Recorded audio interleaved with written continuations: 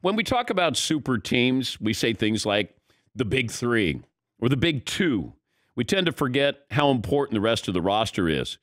The Lakers couldn't have won the title last year if you didn't have role players stepping up. The Brooklyn Nets are a super team. They've got the big three, Kevin Durant, Kyrie Irving, and James Harden. Joe Harris had 7 3-pointers last night. And the Nets, over a Celtic team that doesn't have Jaylen Brown, don't really stand a chance. Then you get contributions from Harris, Blake Griffin, Jeff Green. And if they get that, they're going to be tough to beat. Because we know that Durant and Irving, Harden can get hot on any given night. But if you have that strong supporting cast, that gives you that insurance policy if, let's say, 2 of the big 3 goes cold on a particular night. It's a formula that's worked through the first 2 games against Boston, could work all the way through the NBA Finals. And we're seeing this with the Clippers. Last night, Paul George, Kyrie Irving both played well. Once again, 2 of the great wing defenders in the NBA couldn't stop Luka Doncic. But Paul George, playoff P, said, don't worry, not yet. There's no level of concern. I mean, we just got to play our game. We got to play through this. We got to incorporate our defense. Luka's going to get his touches. We just got to do a better job defensively of just quieting everyone else. Well, they didn't do that because the Mavs shot 58% from the floor last night. And Luka Doncic has played 8 playoff games, all against the Clippers. He's averaging about 32 points a game for those 8 playoff games. Got to figure out a way to slow him down. This isn't a case of, hey, let's shut down everybody else. You didn't do either one last night. But if you're shooting 53% from three-point range and you have 2 great wing defenders, I don't get it. Now, I don't put all of this on Paul George and Kawhi Leonard. Kawhi had 41. You know, the supporting cast is just not strong. And some of the they signed Luke Kennard to a $60 million, $70 million contract in the offseason. He hasn't played. He's a healthy scratch. When Serge Ibaka's your big offseason acquisition, it's just you got to have a supporting cast. You know, the Lakers know this. The Nets know this. You got to have some people who can fill in, step up. And right now, the Clippers, I mean, Paul George is saying the right thing.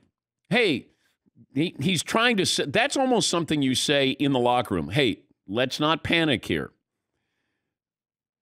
But outwardly, yes, you should be concerned. You just lost 2 games at home to the Dallas Mavericks. You wanted the Mavericks. Remember? You didn't want the Lakers. You wanted to get them in the, not the second round, third round.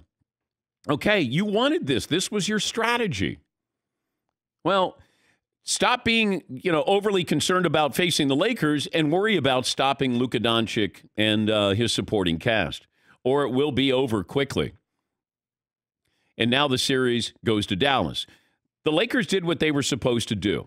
You win in Phoenix. Chris Paul's injury certainly played a role. Suns made it interesting late in the game. Anthony Davis did what I said, this sounds like common sense. You got to get to the free throw line. You got to force the issue here. He had 21 free throw attempts. I mean, this isn't, some great strategy. You don't have to be a Zen master. It's just, you're the biggest guy on the floor. Get to the hoop. Get fouled. Shoot free throws. You're good at shooting free throws. Get them in foul trouble. DeAndre Ayton has played pretty well both games, but without Chris Paul, or at least a substandard Chris Paul, Phoenix is not going to win this series. He's that valuable to them. I mean, keep that in mind. He might be a top 5 MVP candidate, and he was certainly limited last night. Anthony Davis has now scored at least 30 points in 9 playoff games since joining the Lakers, the most of any player in the NBA. Kawhi, LeBron, and Harden are tied for second with 8. And they avoided going down 0-2 thanks to Anthony Davis's 34-point performance last night. Now, I need a back-to-back performance. Now you have to come home and Don't fall back to, hey, I got 16 points and 9 rebounds. That's just not going to cut it. Now is when this is where you can rest if you're able to put away the Phoenix Suns. If you come back home and you win these games. But it feels like there's always that inconsistency. And a lot of that is just this team getting back on the floor together and getting that rhythm. And you saw a little bit more of that last night. But it comes with Anthony Davis. As great as LeBron is, you're not winning the title without Anthony Davis being great. And we saw that in the bubble last year.